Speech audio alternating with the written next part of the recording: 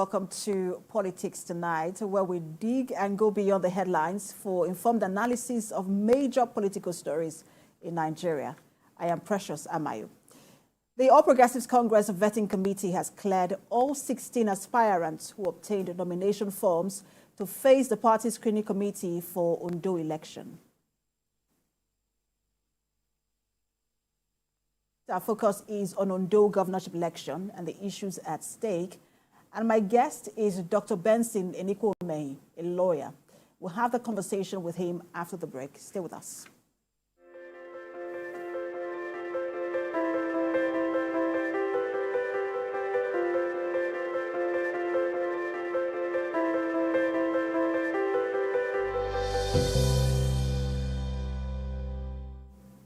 Welcome back, everyone. As the days draw closer, all eyes are shifting to Ondo State as politicking is on top gear to elect a new governor. The two major contending parties, that's the ruling APC and the main opposition, PDP. While zoning seems to take the center stage for this election, Ondo voters are left to make their choice. Now, to help us dissect the issues surrounding the Ondo State governorship election, I am now being joined by Dr. Benson Incumbency, a lawyer. Dr. Incumbency, thank you so much for joining us. Good evening. It's a pleasure being here. Now, as you look across the political landscape in Ondo State and ahead of the party primaries, the election itself, what do you make of the developments and what does it say about how politics in Ondo State has evolved? Well, I am particularly glad that the people of Ondo State are very conscious of the fact that they must make a choice on who governs them for the next 4 years.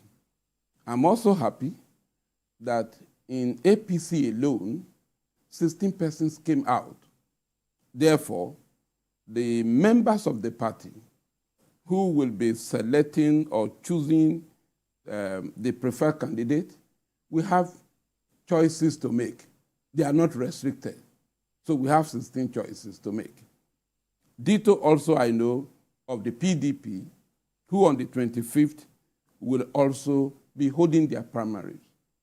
And so activities on top gear between these two political parties to see who takes the saddle of governance in Ondo State. I am happy, and I think it's good for our people. So we have choices to make. We will look at them, we will examine them, we will critique them and say, yes, you are good, but you are better.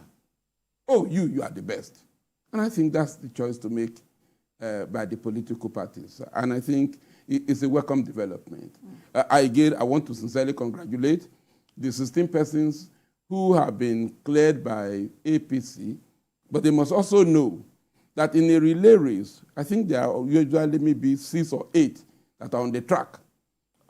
Everybody would have been cleared during the heat to come on board. But you know too well that not 2 persons will take the first position. Mm-hmm. 1 person must take. When you watch the running, Amusan, I've forgotten the first name now, the lady that runs well, she will take the first saddle. So all other persons, they prepared. But you see, you will take the best. And the best must be chosen between the two political parties. PDP should sit down very well if they mean well to participate in the election and bring the best out of the contestants. Ditto also for the APC. I think it's a good thing. You've raised two issues. One of them is the number of contestants. The other is the number of contestants in the APC. Yeah. And then you've talked about getting the best person. But when you look at the fact that at the very heart of the conversation, of picking who the candidates, even just the emergence of the aspirants themselves, was the issue of zoning, which is not in the Constitution, but on a written agreement. It will seem as though for a lot of people that people are left then to just pick based on zoning. Is there any room in that system for merit? Well, there are 6 local governments in each of the senatorial districts in Ondo State. In the north, you have Akoko, northwest, northeast, southeast, southwest, Ose, and Owo. In the central, you have Akure South, Akure North, you have Ifedore, you have Idonri, you have Ondo East and Ondo West. In the south, you have Ileluji Okegbo, you have Odigbo, you have Irele, you have Okitepa, you have Eseodo, and you have Ilaje, equally spread. Now, these local governments parade men and women of quality. So you can't say you go to these 6 local governments and you will have somebody to make a choice from. Therefore, the zoning arrangement is for the purpose of inclusion, equity, fairness. And please, let's go through the memory lane just in a jiffy. Dr. Olusegun Mimiko from Ondo Town is from Ondo Central. 209 to 217 or 216 or 17 thereabout, he was the governor of Ondo State. He had 8 years unbroken period in which to take over the rulership of Ondo State. When he attempted to choose somebody from the central again to take over from him, the people revolted. They said, no, we will not allow you. How can you from central take the period of 8 years and you still want to put somebody down? They said no. And therefore, Governor Oluretimi Akeredolu of blessed memory came on board from the north. And he also would have spent 8 years if not for the intervention of death. And so it has now been established that each of the senatorial districts will produce a governorship candidate. And that is the reason, though not constitutionally provided, but if it is good for the goose, it must also be good for the gander. If it's good for the central, good for the north, then it must be good for the south. And that's why you have seen that virtually all the contestants that have come out are all from the south. Now, the question I will ask is this. Are you saying those who possess PhD degree, those of them who are senior advocates, those of them who are business mongo, those of them who are members of the House of Representatives, those of them who have served in various capacities, that they are not competent and qualified enough to be chosen? If the party at the center has been able to clear them, it shows we parade men and women of quality. And I can speak this of Ondo South. So we are not bereaved at all. So the men who have come out today are men of quality. But among the animals, there must be a lion who will be the king of the animals. One must say that it is also very commendable to see how the Ondo people have kept to that arrangement. We saw the challenges prior to the governorship election in Kogi State, how the arrangement seems not to have been followed. And then just before the primaries that were held in Edo State, we also saw the uproar before the major parties picked their candidate from Edo Central. But I wanted to ask, because you also talked about how commendable it is to have 16 aspirants from the APC. But let's not forget that the incumbent governor is also in the APC. One would have thought that naturally that would go to him. To have 15 people contending with the governor, what does that say? Well, the situation at hand is different from if the present governor were to be elected for a period of 4 years in the first instance. Here is a governor thrown up by providence. If his principal did not die, you can't say he will take it as of a right. Now, prior to the time when the governor died, there were persons who had shown interest of becoming the governor of Ondo State.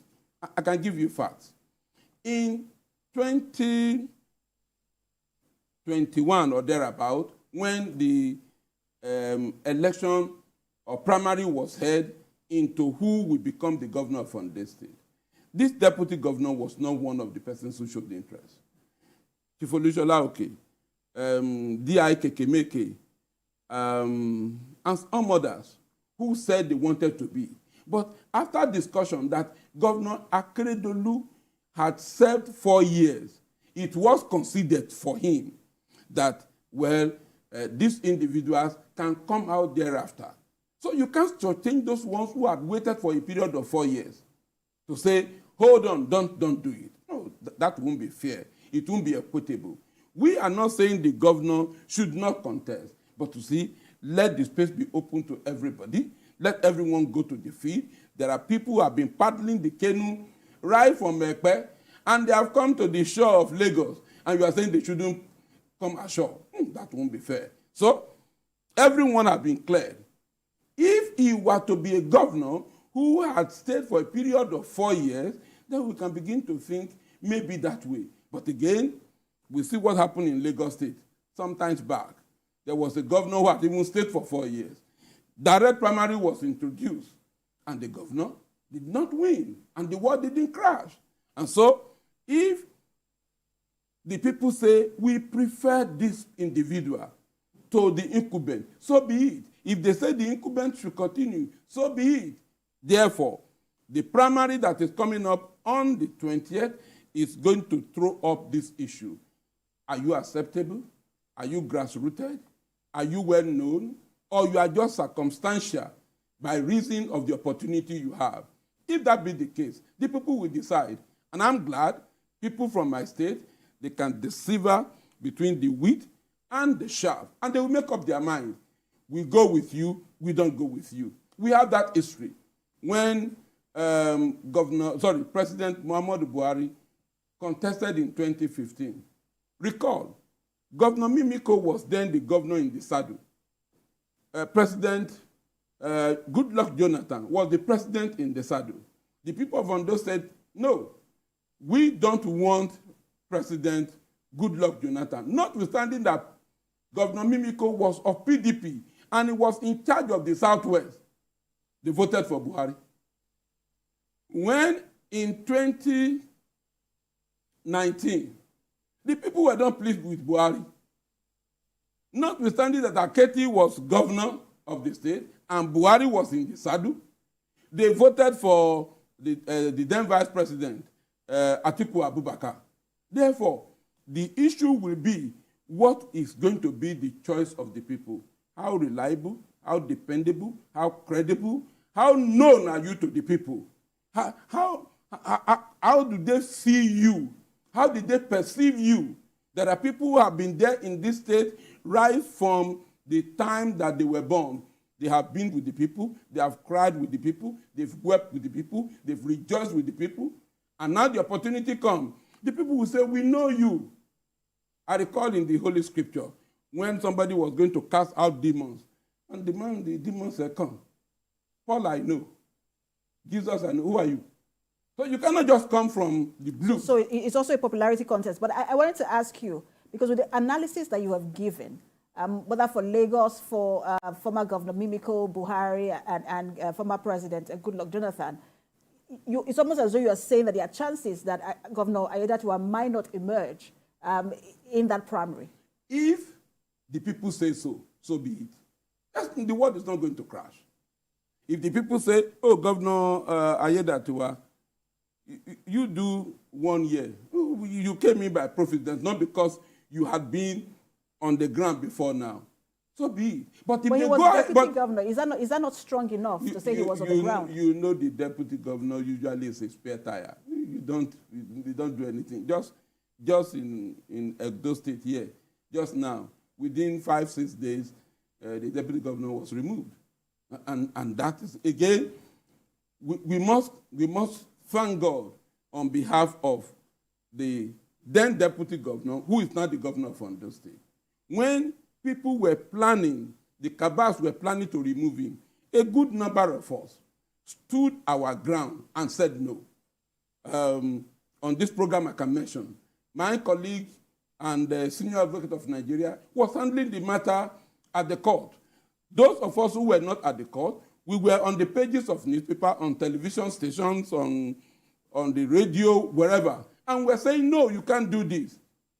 And you recall that the president of the Federal Republic of Nigeria, Ashwaju, summoned them to Abuja because of our advocacy. We stood for what was right. We stood for what was good. We stood for what was just. We stood for what was equitable. I think he is one of the few deputy governors that his master rose against and he could not remove. Therefore, if the people are saying, we want you to complete the tenure, let him complete it. If they say, no, hand over the baton to somebody else. No, in a relay race, 4 persons are running. You run. You don't run all through. You run to a level. If you are becoming weak, you hand over the baton. It is better for him to hand over the baton to members of his party as against handing over the baton to the other person. Well, it's also possible that this is not a relay race, that it becomes a sprint, and so he continues. But we will see how that plays out on April 20th. But I also wanted to ask you, because you were talking about the issues that have arisen concerning his certificate. What do you make of that certificate forgery allegations against him, even though the party has now released a report clearing him of the allegations? Well, I must tell you this, and peradventure people don't know. Mr. Loke Ayedatiwa, he is from the same place where I come from. Mr. Loke Ayedatiwa, he is an Elijah man, I am. He is from Ugbo, I am. He is from Ugbo, Ward 4, I am. We are in the same ward. He is from Obenla, I'm from Obieni Konshilu. Therefore, if the party have cleared him, it does not behoove me to come on air and to look at whether his certificates were right or not. The party examined the certificate. Those who feel aggrieved by the certificate, the court is there for them to go and test it and challenge it. But for me to come on air and vilify my brother and make a mockery of him, we will go back home and it will be Dr. Benson, what happened? What transpired? I may not be his fan for this purpose, but I am not going to be the one to mess up his name and reputation. No, not at all. So you're not a fan, you have said. Yeah. But let's talk about that screening, because we saw what happened in Bayelsa. What does this also speak to, especially when it comes to screening committees? Do you think that they do enough due diligence? Well, whether they do or not, now the individuals have been cleared. If they didn't do enough due diligence, there will be David Lyons Gate issue which arose in Bayelsa. We pray it does not happen. And therefore, we will be hoping that they did good diligence in screening all of them. It's only a certificate that came to the public. We don't know whether the others also have that same challenge. But the truth of the matter is, beyond certificate, we are going to look at who has a sellable character, a sellable program, or who is it that is acceptable charismatically, that can galvanize the party together and make APC a synopsis for which every other person will be seeing. And I think it is necessary to look at these individuals. I dare suggest to the party that on the 18th or thereabout, there should be a kind of talk in which these 16 persons, we have at least maybe 5 minutes to talk to the people of Ondo State. Let's hear them. Let's know them. Let's assess them. They have gone around the state, but let's know who is who. There are people whom we know, who stand tall, who we can say, yes, we know you. Go ahead and carry the flag of the party.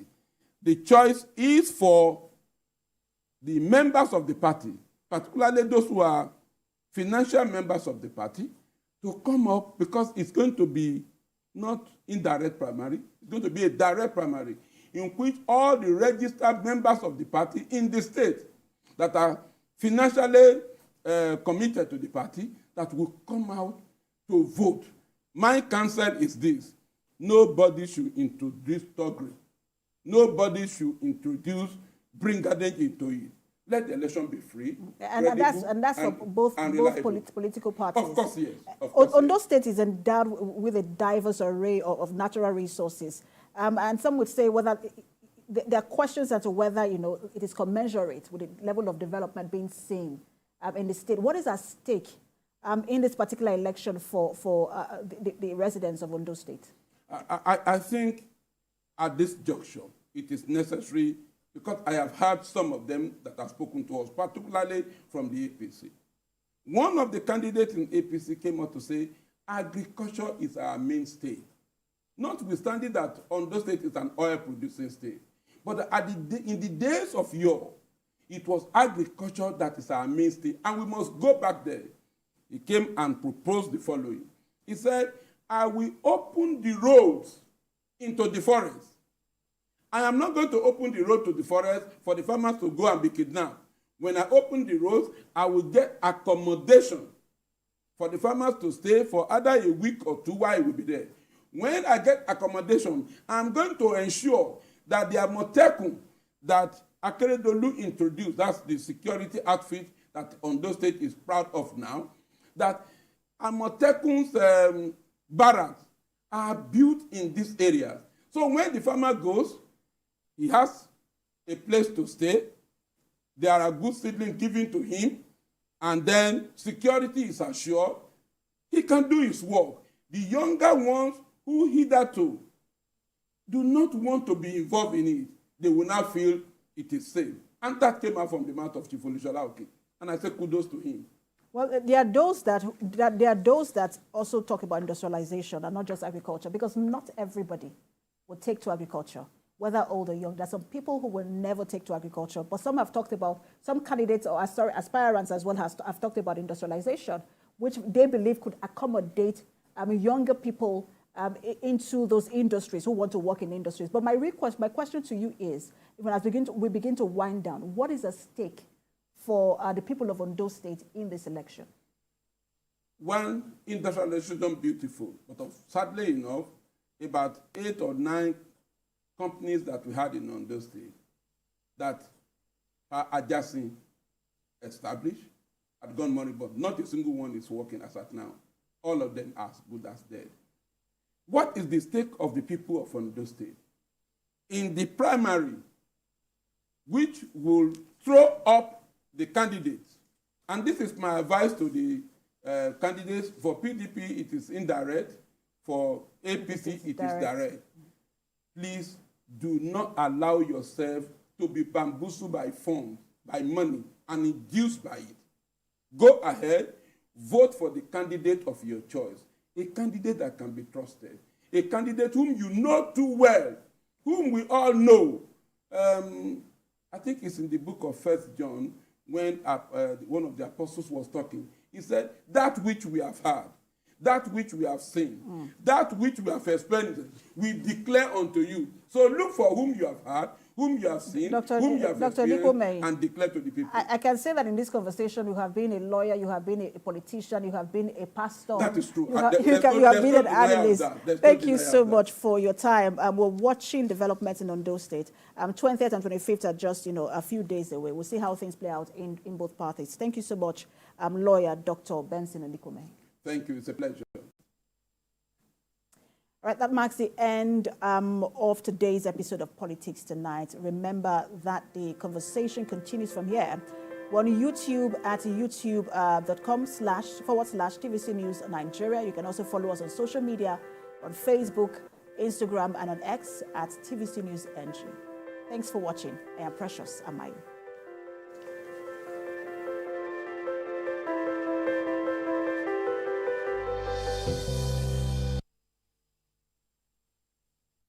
The following is a paid presentation by ShopX TV. Today, there are many complex, boring, expensive, and useless exercise machines in the market. Or you pay over 400,000 naira a year for gym membership and never go. ShopX TV is proud to introduce Total Crunch Evolution, the compact, versatile fitness solution that is perfect for you.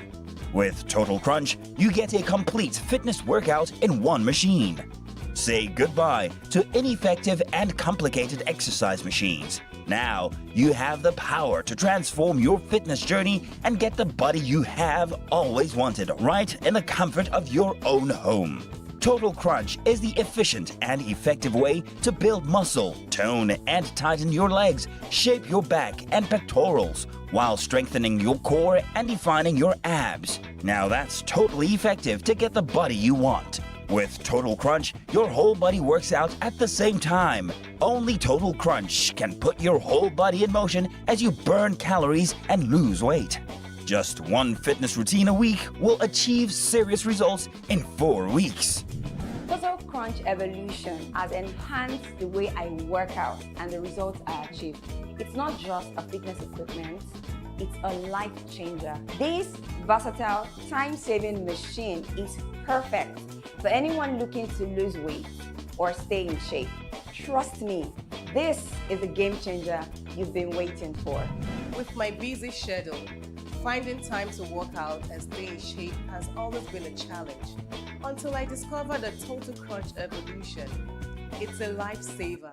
Traditional exercise equipment is large, complex, takes up so much space in your home, and you could be paying up to 400,000 naira for annual gym fees. Get the Total Crunch Evolution, the 2-in-1 fitness solution to save the cost and transform your body from the convenience of your home. Similar equipment costs 300,000 naira, but you can get the Total Crunch Evolution for not 300,000 naira, not even 200,000 naira. Order right now and get your Total Crunch Evolution for just 179,950 naira only. And that's not all. You can get our Total Crunch Evolution in 2 easy payments of 89,975 naira. That's right.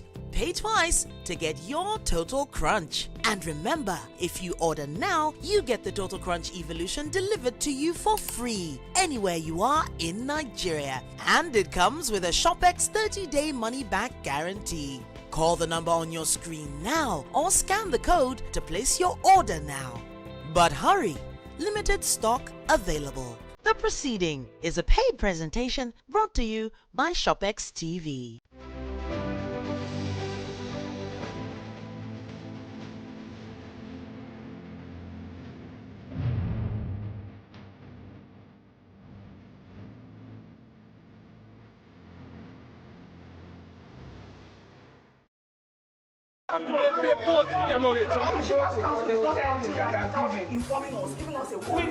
When shippers groan under the weight of ceaseless charges that tend to throw them off balance in the sector, Nigerian Shippers Council promptly comes to their rescue.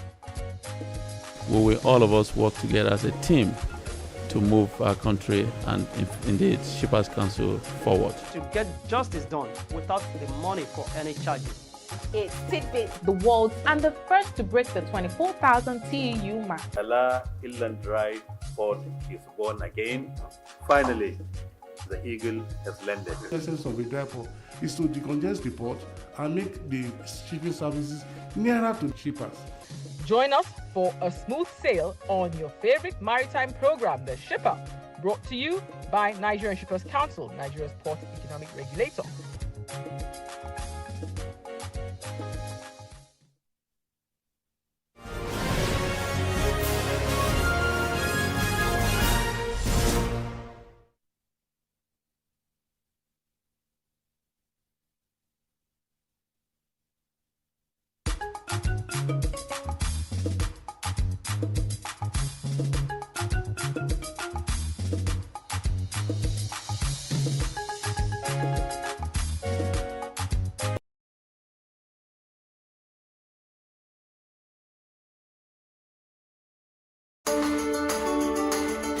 There is always more to a story than the screaming headline. The part of a story that is not told casts a shadow. It's like the part of an object that is not reached by light. On TVC News, I'm able to explore the many angles there are to a story. At TVC News, wherever the big news story is happening, we're geared up to break it. TVC News, first with breaking news.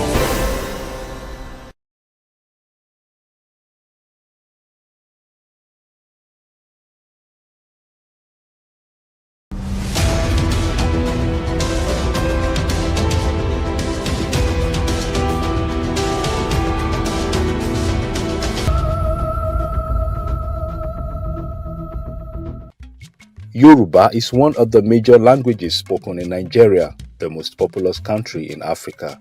It has an actual community of about 30 million speakers throughout West Africa. They are a tribe that cherishes their culture and values.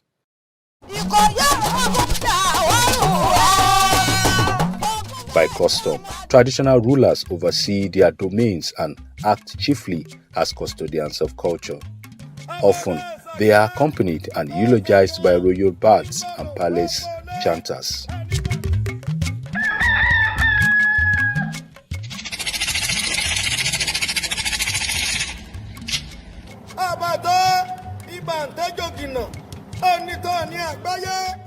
This is Ile-Ife in southwest of Nigeria. Every morning as the cock crows, the Ijala Oni salutes His Imperial Majesty the Oni with his chants. The Oni is reminded of his ancestry, cultural eminence, and the duty these impose on him towards his subjects.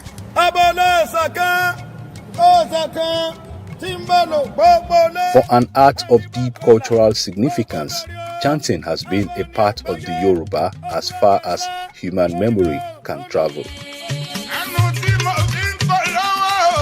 Having studied the significance of this form of verbal art through the popularization gained from the legendary Yoruba chanter Sulaimon Aremu Ayilara, nicknamed Ajobiewe, I decided to explore its place and use for cultural preservation in the 21st century.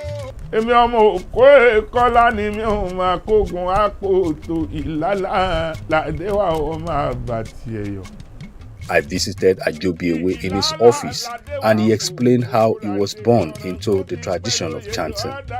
As the only surviving child after 9 attempts by his parents, he developed a close affinity with them and picked up the art from infancy. Bàbá mi ló kọ́ mi lóríkì, bàbá mi móríkì púpọ̀. Àmọ́ bàbá mi ò lè tó torí àti dàgbà. 1870 something ni wọ́n bí bàbá mi. Ẹ wá wo èmi ni mo jẹ́ àkọ́bí, èmi náà mo jẹ́ last born. Bóyá ṣe búrẹ́dì tí mo kọ́ ní ìsìn mo lè sọ iye ọdún tí mo fi kọ́. Mo lè sọ iye ọdún tí mo fi ṣe. Kí ni sọ iye ọdún tí mo ti bẹ̀rẹ̀ sí pé ẹ̀sà. Ìmọ̀wé primary 6 náà mo kà. Primary 6 ọ̀nà ṣe dáadáa. Ọdún mẹ́wàá mo fi kà, mo bẹ̀rẹ̀ 1960, mo jáde 1970. Growing up, one would wonder how he memorized the panegyrics and ancestral chants of many communities, families, clans, and traditional occupations with dance steps to add aesthetics to the local television series and movies he's been involved in. Always a delight to watch.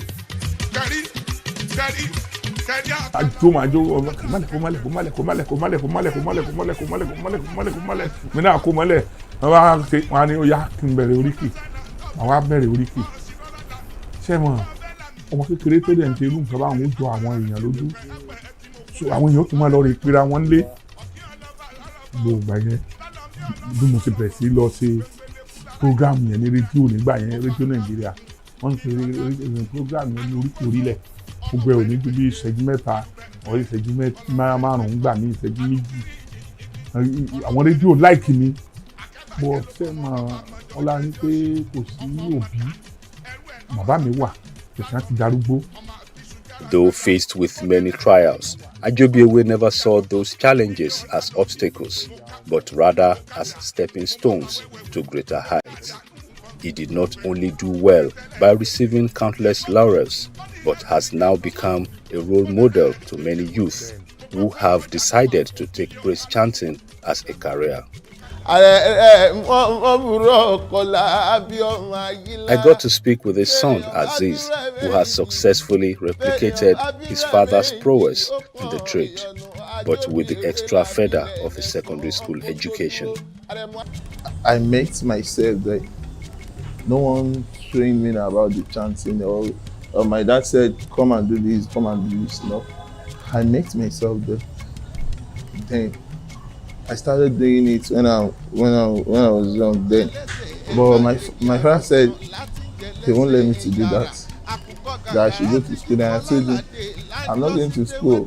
I want to chant, I want to dance.